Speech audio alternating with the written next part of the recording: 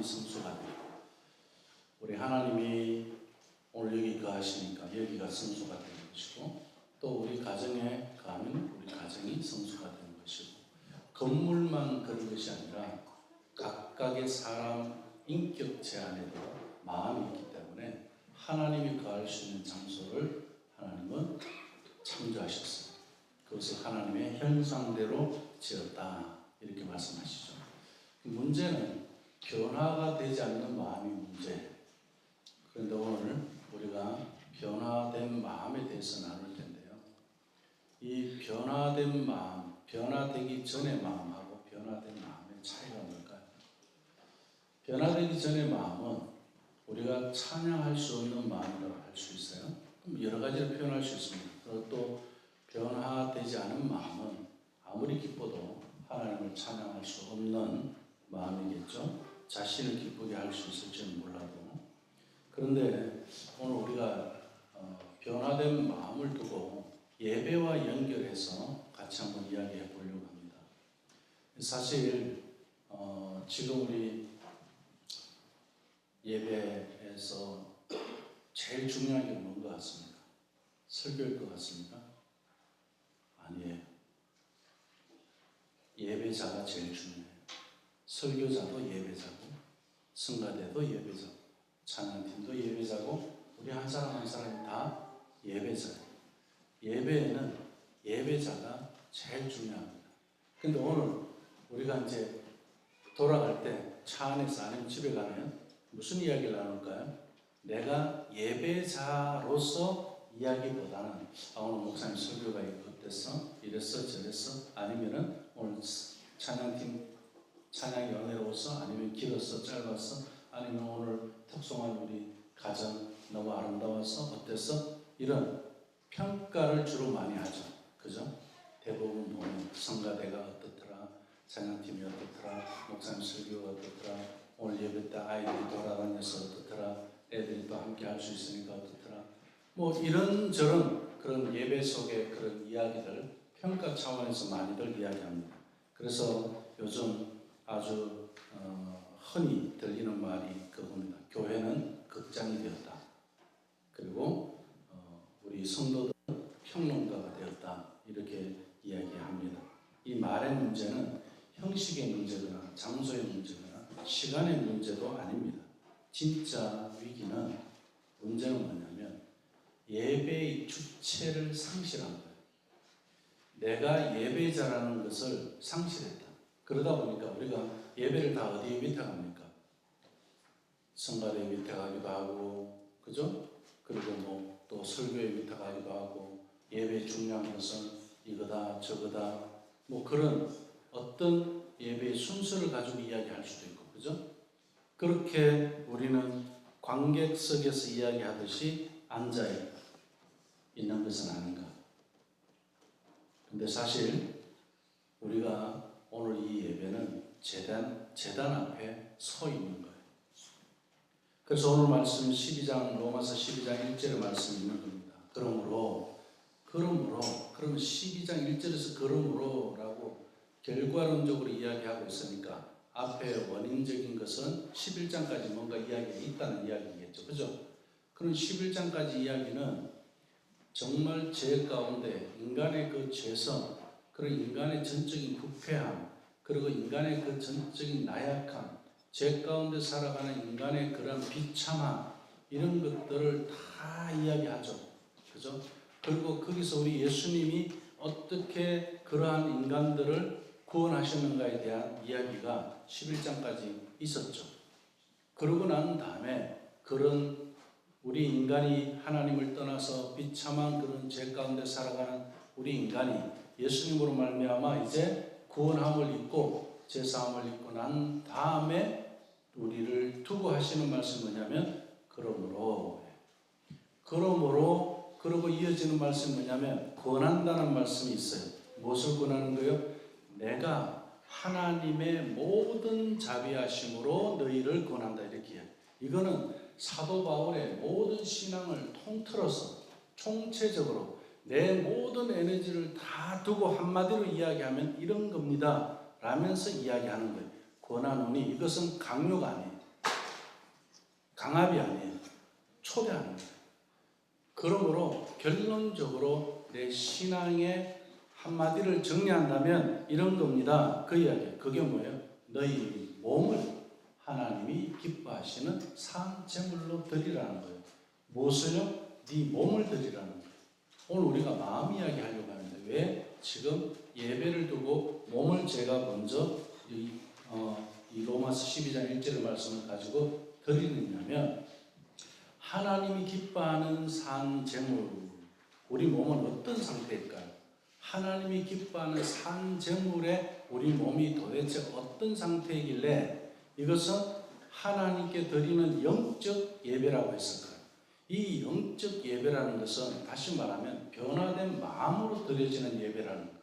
그러면 몸으로 드려지는 산 제물과 변화된 이 마음은 예배 안에서 하나 되는 거예요.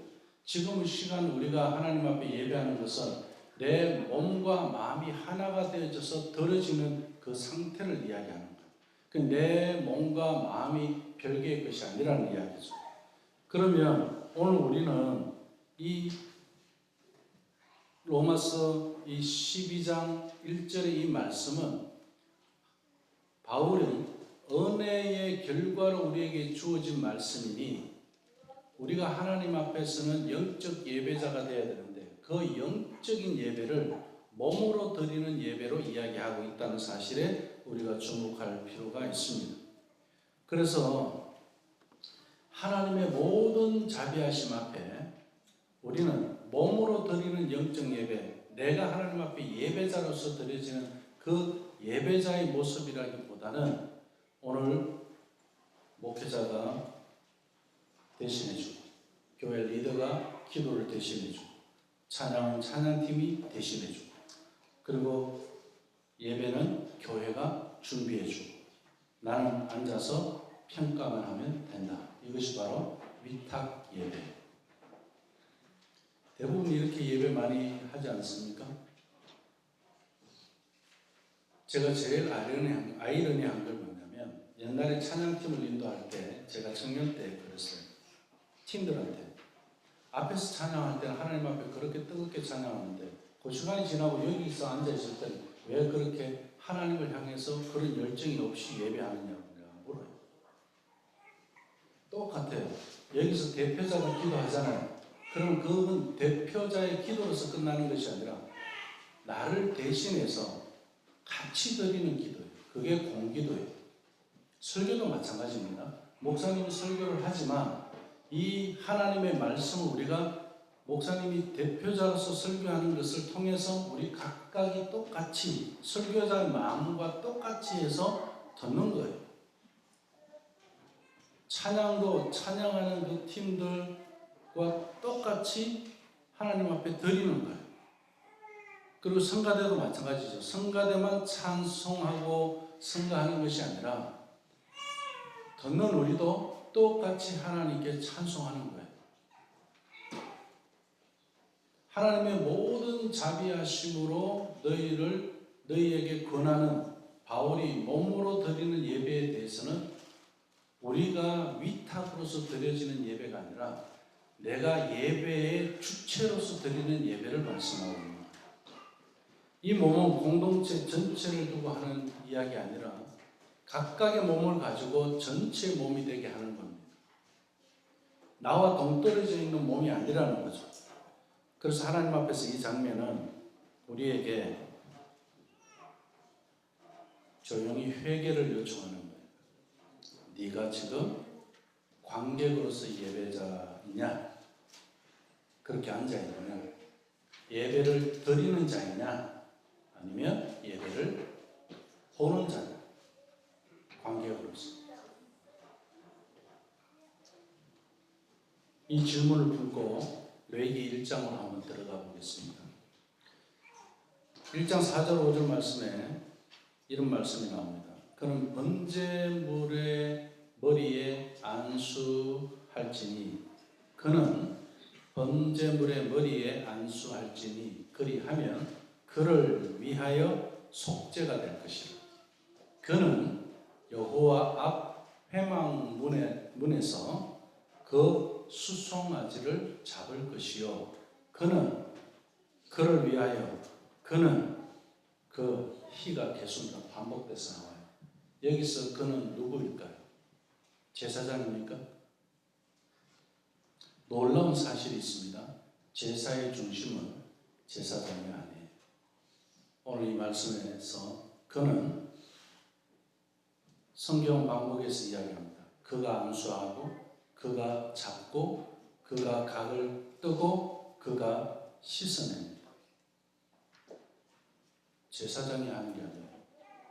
제물을 바치는 당사자가 하는 거예요. 이게 예배예요. 구약의 제사에서도 예배의 주체는 제사장이 아니고 누구라고요? 제물을 가지고 온 그 당사자가 예배의 주체였어요. 짐승을 누가 잡느냐? 제사장이 잡는 게 아니라니까요. 제물을 가지고 온 그 주체가 짐승을 잡은 거예요. 놀라운 사실이죠. 그런데 제사장은 무엇을 합니까? 레위기 1장 5절의 말씀을 보면 아론의 자손 제사장들은 그 피를 제단 사방에 뿌릴지어다 이렇게 말씀합니다. 그러니까 제사장은요 조력자예요. 칼을 쥔 사람은 예배자예요. 그래서 우리가 교회에 와서 봉사를 하든 어떤 역할을 맡아서 무엇을 하든 섬기든 설교자인 저도 항상 우리 예수님교회 식구들에게 뭐라고 이야기합니까? 예배하자. 그래서 부엌에 봉사하시는 분들도 보통 일반적인 교회는 부엌에 있다가 집에 가요. 봉사만 하다가. 이 시간은 상관없거든요. 그래서 항상 시험이 어디로부터 가는지 아세요? 예배하지 못한 그 부엌에서 봉사하는 사람들에게 시험이 가요. 그래서 우리 예천교회는 모든 거 예배 시간에 무조건 와서 예배하고 그러고 준비하고 그러니까 미리미리 하니까 다 되잖아요. 그죠? 우리가 예배자가 되어져서 하나님 앞에 각각이 드려지는 그 한 사람 한 사람이 얼마나 소중한지 그런 데서 우리 아이들을 보면 굉장히 소중한 거죠. 저들도 어린이로서 아이로서 예배하는 것이기 때문에 그렇습니다. 예배로 우리는 예배자로 저들을 봐야 합니다. 그리고 신약에서 이 모든 제사의 완성이신 분이 나타나셨죠. 요한복음 2장 19절 21절 말씀을 보면 이 성전을 흘라 내가 사흘 동안에 다시 어떻게 해요? 일으키리라 그럽니다.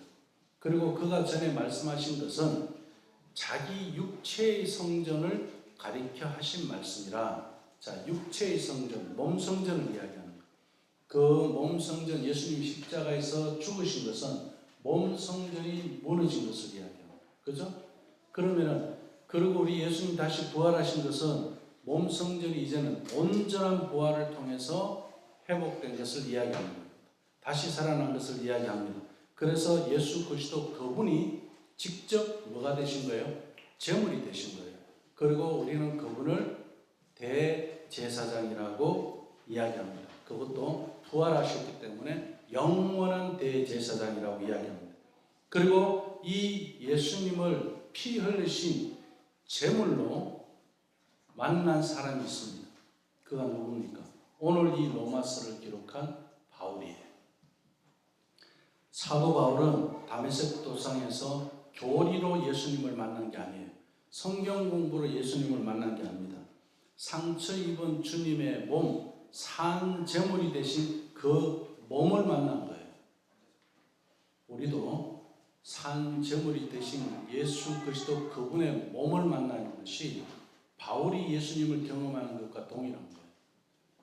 교리를 만나시면 안 돼요.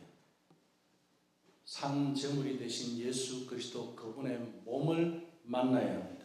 그 몸을 만난 후에 바울의 인생은 한 번의 결단으로 끝나지 않습니다. 바울이 많은 일을 하고 싶었겠죠. 하지만 하나님은 기다리게도 하고 그리고 바울을 쉬운 길로 가게 하지 않았습니다. 때로는 감옥에 넣기도 했고요. 그리고 매질 속에 매를 맞게도 했고요. 그리고 많은 오해와 그리고 인정받지 못하고 배척받는 가운데서 그의 인생은 확실히 어디에 있었다? 제단 위에 있었습니다. 늘 피를 흘렸어야 되고 늘 죽음을 경험했어야만 하고 늘 고난 가운데서 하나님 앞에 드려져야만 했습니다. 그래서 우리가 믿음 생활을 하면서 고난이 있잖아요.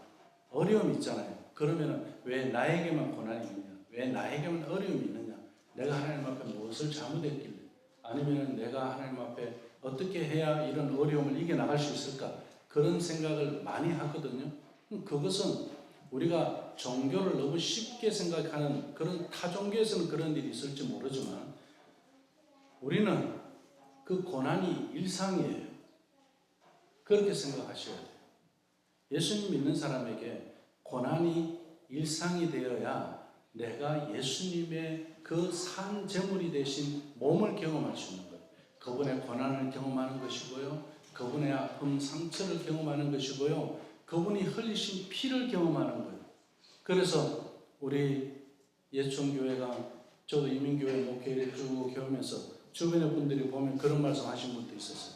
목사님은 왜 어려움만 항상 있으세요? 제가 믿음 생활하던 그 모교에서도 그런 일들이 있었어요. 장로님, 어떤 장로님은 부자 장로님이 계셨고 어떤 장로님은 가난하신 분이 계셨어요. 근데 저는 봤을 때 장로님으로서 똑같아요. 근데 사람들은 어떻게 보느냐? 가난한 장로님을 보고 그렇게 이야기를 해요. 아니, 장로님 되시면 복을 받아야지 왜 가난하게 사시냐? 이렇게 이야기하거든요. 저는 그 말이 너무 이상하게 들렸어요. 물론 복 받아서 부자 되면 좋겠죠. 그런데 가난하다고 뭐 복 못 받은 건가요? 가난한 자는 복이 있나니 천국이 그들 것이라고 말씀하시는데 아니 왜 앞뒤 안 맞는 이런 생각을 할까요? 교회 다니면서 가난하게도 처할 줄도 알고 부한데도 처할 줄 아는 것은 사도 바울이 몸이 되신 그 산 제물이 되신 예수님을 만났기 때문에 바울은 빈궁한데도 처해봤고 부한데도 처해보고 거기에 맞게 살아내본 사람이에요. 우리 믿음의 사람들은 그런 사람들. 그래서 가난한 사람들은 무시하지 않아요. 부자라고 해서 우리가 구신거리지도 않아요.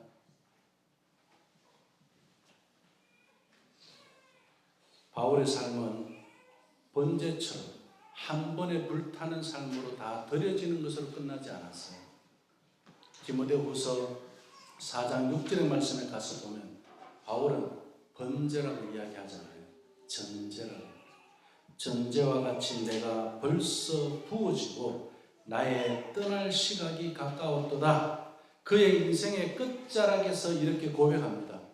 내가 떠날 시간이 가까웠는데 전제와 같이 내가 부어졌다. 번제는 이 태울 수 있는 거예요. 그러니까 동물, 그죠? 그런 것을 가지고 이야기하고 전제는 액체를 두고 이야기해요. 포도주나 기름 이런 것을 두고 이야기하는 거예요. 그래서 전제는요, 모든 제사에 다 들어가요. 끼워 들어가게 돼 있어요. 그래서 내가 하나님 앞에 기쁜 일로 드려지는 제사든 죄로 말미암아 내가 고통 가운데 슬픔 중에 드려지는 제사든 어떤 제사든지 간에 이 전제는 들어가요. 그래서 바울이 자기를 전제라고 이야기해요. 이건 무슨 말일까요? 내 인생의 하나하나 어느 것 하나가 하나님 앞에 예배가 아닌 것이 없었다는 이야기예요. 그래서 내 언어에도 전제가 들어가고 내 생각에도 전제가 들어가고 내 마음에도 내 행동에도 사람과의 대화 속에서도 내가 하는 일 속에서도 항상 이 전제가 들어가는 거예요. 포도주처럼 기름처럼 어디든 들어가는 거예요. 그래서 바울은 이 전제와 같이 내가 벌써 부어지고 나의 떠날 시각이 가까웠도다. 이제 죽는다는 절망의 말이 아니에요. 이제 마지막 한 방울만 남았다. 이걸 이야기합니다. 이것은 예배자의 고백입니다. 오늘 우리가 마지막 한 방울을 하나님 앞에 내가 부어드리는 것. 이것이 예배예요. 항상 우리는 마지막이라고 생각하고 하나님 앞에 부어드리는 것. 이것을 바울은 로마서 12장 1절에 그러므로 이렇게 들려주는 거예요. 바울은 지금 하나님의 나라의 사역을 30여 년 하고 마지막 이제 로마로 가는 것을 두고 이 로마서 편지를 쓰는 거예요. 30여 년의 인생을 다 부어낸 존재, 그 사람이 지금 이제 마지막이라고 이야기하면서 남은 세대들을 향해서 건네는 그런 권면입니다. 그래서 바울은 이렇게 말했죠. 너희 몸을 하나님이 기뻐하시는 거룩한 산 제물로 드리라. 마음을 드리라고 하지 않았어요. 원래는 마음이 바뀌면 생각도 바뀌는 거예요. 그죠? 이게 맞아요. 일반적이고 그리고 또 우리 성경적인 원리이기도 합니다. 그런데 예배에 있어서만은 예배를 일로 이야기해요. 그래서 몸으로 이야기하는 거예요. 몸으로 드리는 것이 먼저예요. 마음으로 드리는 것이 먼저가 아니고 몸으로 드리는 것이 먼저다. 일반적인 상식과 다르게 이야기하고 있습니다. 몸을 먼저 드리는 것으로 이야기하고 2절의 말씀을 보면 이 세대를 본받지 말고 오직 마음을 새롭게 해서, 그럼 1절에 몸이 먼저예요. 이것도 놀라운 사실이죠. 순서적으로는 몸을 드리고 그 다음에 몸을 드렸더니 마음이 어떻게 됐더라? 새로워지고 변화가 되더라는 겁니다. 우리가 몸으로 찬양하니 마음이 어땠어요? 기뻤어요. 몸으로 봉사했더니 내 마음이 어땠어요? 만족함이 있었어요. 지금 그런 것을 이야기하는 거예요. 근데 어떤 사람은 마음을 가지고 이야기하면서 내 마음이 아직 준비되지 않았어요. 그러면서 몸의 행동을 결정을 못하는 사람들을 보게 됩니다. 그러나 예배는 그렇지 않아요. 하나님께서는 몸을 먼저 받으시더라고요. 왜요? 그 몸은 하나님 앞에 드려지는 산 제물이기 때문에 그렇습니다. 그래서 우리 일반적으로 말하는 마음이 바뀌면 행동도 바뀐다는 이 일반적인 공식을 초월하는 것이 예배입니다. 몸이 먼저 제단에 오를 때 마음은 하나님께서 새롭게 빚으신다. 그래서 우리는 이것을 몸 성전과 마음 성전으로 이야기합니다. 그래서 몸 성전과 마음 성전은 따로 존재하지 않고 예배라는 것에서 하나로 경험을 하게 되는 겁니다. 몸과 마음이 하나가 되는 것을 우리는 무엇이라고 이야기하느냐면 예배라고 이야기합니다. 예배는 하나님을 만나는 거예요. 그런데 하나님을 만나는 우리가 신령과 진리로 만나라고 그러죠. 그럼 몸과 마음을 가지고 하나님 앞에 하나가 되어져서 만나는 그 시간이에요. 몸과 마음이 따로 있는 데서 하나님 만나는 것이 예배가 아니에요. 그래서 이 예배는 어디에서 계속되는지 오늘 우리가 이제 결론적으로 가면서 정리해야 될 부분이 있습니다. 오늘 이 예배에서만 끝나느냐? 오늘 이 주일의 예배가 우리에게 드려진 이유가 어디에 있느냐? 오늘 주일의 이 강대상은 주중에 무엇이 될까요? 우리 집에 가면 이 강대상, 우리 집에 뭐가 강대상이에요? 책상? 따라하시죠. 식탁. 식탁이 우리 집의 강대상이에요. 이제는 모세가 이미 하나님께서는 그 시간표를 모세를 통해서 주셨어요. 이 말씀을 내 자녀에게 부지런히 가르치며 강론할 것을 이야기하는데 내 때를 주셨죠. 집에 앉았을 때든지 길을 갈 때든지 누워있을 때든지 일어날 때든지 이 내 때를 나누신 이유, 하루를 하나님께서는 왜 내 때로 나누셨냐는 거예요. 예배를 일상의 삶의 제물, 일상이 하나님 앞에 산 제물이 되게 하기 위해서 예배를 일상의 삶으로 살아가게 하기 위해서 내 때를 구분해 주신 겁니다. 그래서 어떻게 해요? 일어날 때 그러면 오늘 주님 제 몸을 제일 먼저 일어나면서 하나님 내가 오늘도 마음과 몸과 뜻과 힘을 다해서 내 이 몸이 하나님 앞에 산 제물이 되길 원합니다. 이렇게 일어나는 거예요. 그리고 길을 갈 때 오늘 만나는 사람 위에 내가 복음을 통해서 한 방울의 사랑의 기름을 부어주는 것. 이게 전제예요. 길을 갈 때 할 수 있는 것. 그리고 앉았을 때 우리 가정에서 식탁은 제단이 되는 거예요. 그리고 누웠을 때 하루를 하나님께 맡기면서 또 한 방울의 전제의 기름을 붓는 거예요. 오늘도 하나님께서 이 하루를 지나게 해주셨습니다. 마감하는 거예요. 주의 이름으로 시작해서 주의 이름으로 마감하는 것. 이 내 때를 하나님께서 우리에게 주셨다는 것은 이 내 때를 통해서 예배를 경험하게 하는 거예요. 이 내 때를 통해서 부흥을 경험하게 하는 거예요. 우리가요, 부흥 이야기하면 무슨 사건을 이야기하잖아요. 지금까지 신학자들이나 교회사적으로 다 사건으로 이야기했습니다. 어느 도시에서 언제 부흥 사건이 일어났다. 그래서 에저버리 부흥도 우리가 이야기하고 그랬습니다. 로넌트는요, 부흥을 사건으로 이야기하지 않습니다. 무엇으로 이야기할까요? 부흥은 일상으로 이야기합니다. 이 내 때 일상 속에서 우리는 날마다 경험되어지는 삶을 부흥이라고 이야기합니다. 앉았을 때 우상 섬기지 마시고요. 누웠을 때 우상 섬기지 마시고, 일어날 때 우상 섬기지 마시고, 길을 갈 때 우상 섬기지 않는 것. 이것이 부흥을 경험하는 겁니다. 우리가 하루 중에요, 우상을 섬길 때가 있어요. 앉았을 때 우상 섬길 수 있고요. 누웠을 때도 우상 섬길 수 있고요. 일어날 때도 우상 섬길 수도 있고, 길을 갈 때 우상 섬길 수 있어요. 이것을 우리가 하나님 앞에 산제물로 드려지는 그런 전제가 된다면 우리는 하나님을 예배하는 내 때를 통해서 부흥을 경험하게 되는 줄로 믿습니다. 오늘 마지막으로 우리가 이 고백의 자리로 옮기셨으면 합니다. 마음이 바뀌어서 예배가 되는 것이 아닙니다. 몸을 예배로 드렸더니 하나님이 어떻게 하셨다? 마음을 새롭게 하셨다는 겁니다. 사랑하는 우리 유치원 식구들은 이미 하나님 앞에 제사장, 왕같은 제사장입니다.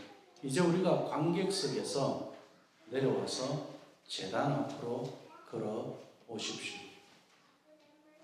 오늘도 한 방울을 붓는 그런 제단에 서는 사람, 내 몸이 하나님 앞에 예배자가 되는 것, 그리고 주중에 우리 일상의 내 때를 통해서 하나님 앞에 전제를 부을 수 있는 그런 바울과 같이 우리가 한 번으로 끝나는 것이 아니라 매 순간 하나님의 정해지신 그 때를 통해서 예배를 경험하는 그런 전제의 사람들이 다 되시기를 주님의 이름으로 축복합니다. 기도하겠습니다. 사랑의 아버지 하나님, 우리를 한 번에 불태우는 제물로 부르지 않으시고 날마다 조금씩 부어지는 전제로 부르시며 감사를 드립니다. 이미 우리에게는 마음의 변화가 있었고 예수 그리스도가 우리 안에 거하시기 위해 하나님, 우리의 몸이 우리 하나님을 향하여 있고 우리의 일상이 하나님 앞에 있고 그래야 우리의 몸이 산 제물로 드려지는 일만이 우리에게 있는 줄로 압니다. 그래 아버지